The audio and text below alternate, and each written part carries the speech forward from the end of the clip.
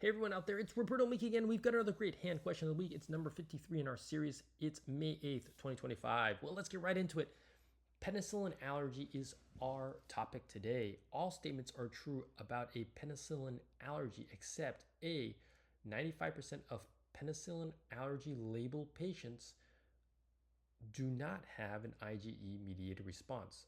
B, a penicillin allergy label is associated with a 50% increase in surgical site infection. C, penicillin allergy has a 10% cross-reactivity with cephalosporins. D, penicillins retain their thiazolidine ring after breakdown. E, between 112 and 124 patients would need to be evaluated for an allergy to prevent one surgical site infection. Here's your chance to pause the video, think about the question, and answer it. Historically, penicillin allergies had a 10% cross-reactivity with cephalosporins. However, early studies were flawed due to cross-contamination with penicillin in cephalosporins prior to 1980.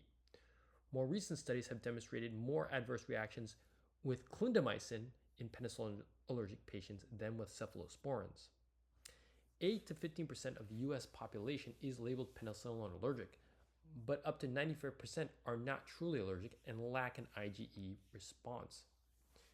A penicillin allergy is associated with an increased surgical site infection rate due to the alternatives being not as effective. When penicillins are broken down, they retain their thiazolidine ring as opposed to cephalosporins, which lose their beta-lactam ring during breakdown. To prevent one's surgical site infection, between 112 and 124 patients would be needed to be screened. Here are the references. And the answer is C. Penicillin allergy has a 10% cross-reactivity with cephalosporins. Well, hope you enjoyed the video. Remember to like and subscribe to help support this channel. We'll see you at the next one.